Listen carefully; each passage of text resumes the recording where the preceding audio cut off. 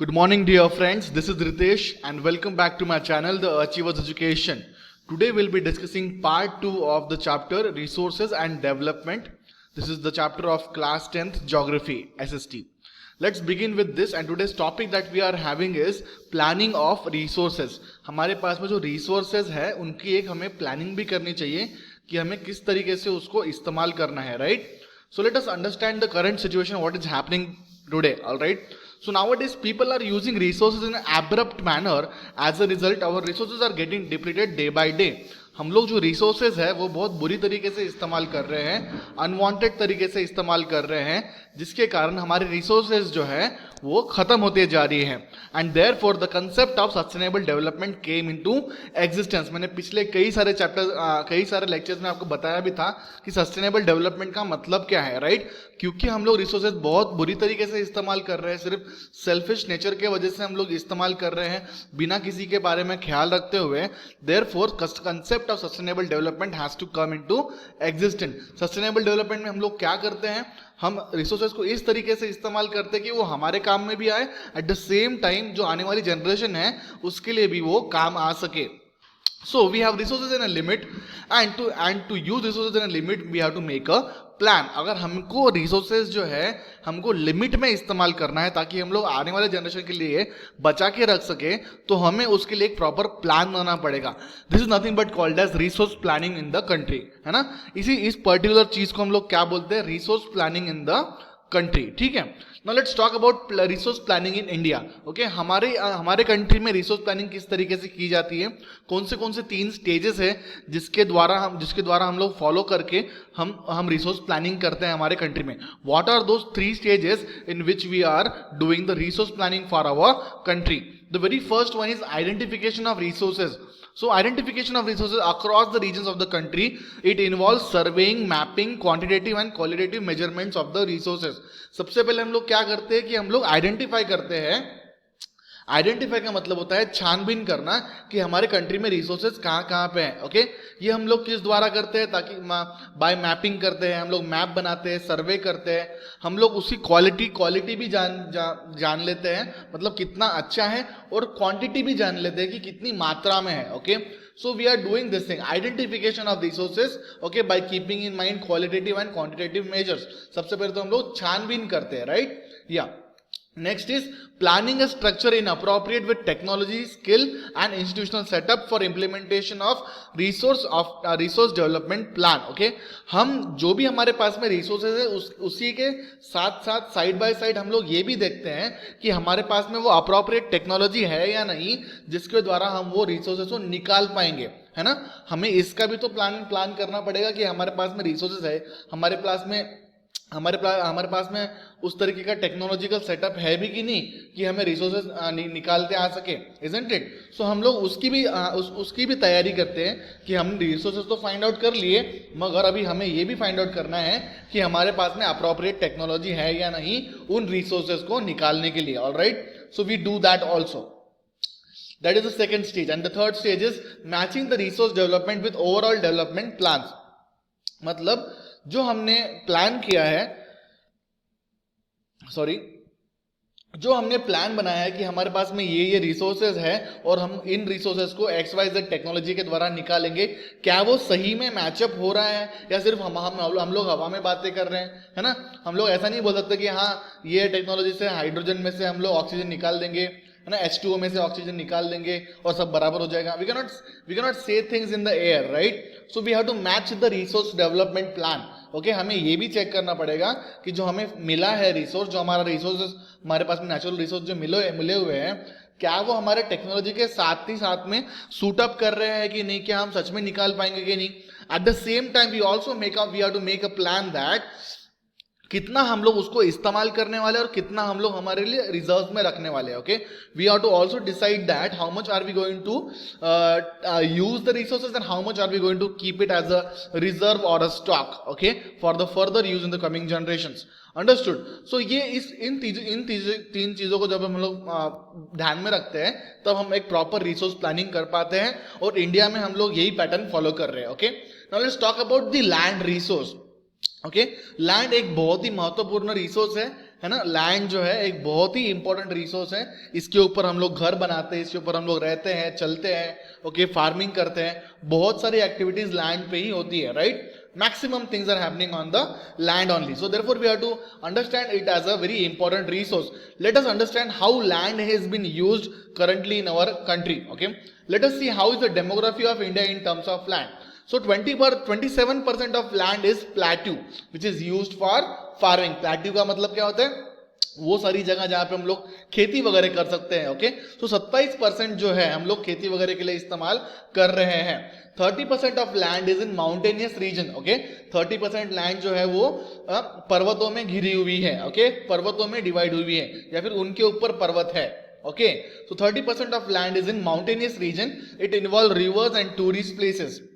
Next thing, 43% is plains, that is mineral rich areas. ये ऐसे जगह है जहां पे बहुत सारा मिनरल है, ऑलराइट, यस। सो ये प्रकार का लैंड डिस्ट्रीब्यूशन पैटर्न हुआ है हमारे करंटली हमारे कंट्री में। अभी प्रॉब्लम क्या है, ओके, प्रॉब्लम ये है कि क्योंकि हम लोग गलत तरीके से लैंड का इस्तेमाल कर रहे हैं, इसलिए हमारा लैंड डिग्रेडेशन भी हो रहा है, मतलब जमीन जो है हमारी वो धीरे धीरे खराब भी हो रही है। The land which we are using for farming is slowly becoming infertile and farming is becoming difficult. This is called as land degradation. जो जमीन हम लोग खेती के लिए इस्तेमाल कर रहे हैं धीरे धीरे वो डिग्रेड होते जा रही है, मतलब खराब होते जा रही है, और वो इनफर्टाइल होते जा रही है, मतलब खेती के लिए सूटेबल नहीं हो पा रही है। What is the reason behind that? Before understanding reason behind that, let us go to the standard definition of land degradation. The decrease in the quality of a land due to human and natural activities which make it unfit for the cultivation is known as land degradation, okay। वो सारी human activities से कारण जिसके कारण वो land की fertility कम होते जा रही है और वो अनफिट होते जा रही है, इस प्रकार की सिचुएशन को हम लोग क्या बोलेंगे, लैंड डिग्रेडेशन, ठीक है। चलो let's move forward now. What are the causes of degradation, land degradation क्यों हो रहा है, क्यों हमारी जमीनें जो है वो खराब होते जा रही है, इसके पीछे बहुत सारे रीजन है, ओके। या the very first one is over grazing, okay. Over grazing का मतलब होता है जो हम लोग भेड़ बकरियों को चराते हैं, it is called as grazing. मगर ओवर ग्रेजिंग का मतलब क्या होता है, जब हम लोग उनको एकदम ज्यादा मात्रा पे वो ग्रेजिंग करना शुरू करते हैं, या ज्यादा मात्रा पे वो लोग जो भेड़ बकरियां जो चरने के लिए जाते हैं, है ना, that is called as over grazing. मतलब ये ओवर ग्रेजिंग क्यों होता है, क्योंकि देखो हर एक चीज एक लिमिट में होना चाहिए, वी अंडरस्टैंड। अगर हम लोग भेड़ बकरियों को सिर्फ खुला ही छोड़ देंगे, okay, for grazing they will be eating up everything, okay, in a coming in 1 month or 1 year, है ना। जब ये चीज जब ज्यादा समय के लिए प्रैक्टिस होते रहेगी तो ये धीरे धीरे बहुत ज्यादा गलत रिजल्ट्स हमारे लिए लेके आएंगे, ओके। सो ओवर ग्रेजिंग जो है ये हमें कम करना पड़ेगा, ओके, क्योंकि बहुत सारे जगह पे बहुत सारे गायों को सिर्फ खुला ही छोड़ दिया जाता है ग्रेजिंग करने के लिए। एज अ रिजल्ट होता क्या है कि वहां के जो ग्रास, वहां के जो प्लांट्स होते हैं वो जमीन से उखड़ जाते हैं। एज अ रिजल्ट प्लांट्स जो है वो सॉइल को रोक नहीं पाते, और क्योंकि जमीन में कोई प्लांट नहीं होता इसीलिए सॉइल के ऊपर किसी का होल्ड नहीं होता, और वो विंड और नेचुरल फोर्सेस के द्वारा वो उड़ते चले जाती है, alright. So this kind of things takes place a lot in Gujarat, Rajasthan, Madhya Pradesh and Maharashtra, इन जगहों पे बहुत ज्यादा होता है। Second is over irrigation, okay. Supply of excess water in the farm leads to water logging, which ultimately leads to increase in the salinity and alkalinity in the soil, okay। एकदम ज्यादा पानी भी देना खेतों में उचित नहीं है, सही नहीं है, ओके। ज्यादा पानी देने से क्या होता है, ये वाटर लॉगिंग होता है। वाटर लॉगिंग का मतलब पानी जम जाना एक जगह पे, ओके। एज अ रिजल्ट वो एक प्रकार के वेटलैंड बन जाते हैं। सो ओवर इरिगेशन भी देना सही बात नहीं है, उससे कारण सलाइनिटी इंक्रीज होती है ना, जमीन में नमक की मात्रा अपने आप बढ़ना शुरू हो जाती है, ओके, और अल्टीमेटली वो सॉइल की जो क्वालिटी है उसे भी खराब करती है। Third thing, industrialisation, okay. So waste from industries can also cause land and water pollution, okay. देखो जब यही सब गंदा पानी जो है जमीन पर गिरता है, ओके, ये भी धीरे धीरे कहीं ना कहीं, ओके, नीचे जमीन के अंदर जा रहा है, यही गंदा पानी जा रहा है, अल्टीमेटली वही गंदा पानी हमारे वाटर टेबल में भी रीच हो रहा है। एट द सेम टाइम एक वाटर पोल्यूशन तो कर ही रहा है, but at the same time it is also causing a soil pollution as well, okay. क्योंकि ये जब हाईली कॉन्सेंट्रेटेड विद केमिकल्स वाला जो पानी जब सॉइल के ऊपर गिरता है तो सॉइल की क्वालिटी जो है वो खराब हो जाती है, ऑलराइट। सॉइल उतनी फर्टाइल नहीं रहती। सो इंडस्ट्रियलाइजेशन भी एक प्रकार का रीजन है जिससे कारण ये सब प्रॉब्लम हो रहे हैं। Next thing is mining. Okay, when mining takes place in an area, deforestation also takes place, and overburning at mining sites causes land degradation which spoils the nearby land. जब भी हम लोग कोई भी माइनिंग साइट हम लोग शुरू करते हैं, उसके ऊपर में जितने भी प्लांट्स पेड़ पौधे होते हैं, हमको यूजुअली उसको काटना ही पड़ता है. ओके, सो हम लोग वो एरिया को हम लोग पहले छांटते हैं. Okay, as a result again क्या होता है कि प्लांट्स का सॉइल के ऊपर होल्ड नहीं होता. प्लांट्स ही होते हैं जो अपने रूट्स के द्वारा सॉइल को होल्ड करके रखते हैं, और अगर वही नहीं रहेंगे सो अल्टीमेटली सॉइल का मूवमेंट होना निश्चित है. ऑलराइट, सो माइनिंग भी एक प्रकार का रीजन है जिसके कारण ये होता है. Mineral processing. Okay, mineral processing का मतलब क्या होता है? Grinding of limestone, soapstone for ceramic industry generates huge amount of dust when it settles down on the land and it prevents the infiltration in water into the soil. Mineral processing का मतलब क्या होता है? वो सारे पत्थर को जो हम ग्राइंड करते हैं, पत्थरों को बारीक करना is nothing but the mineral processing.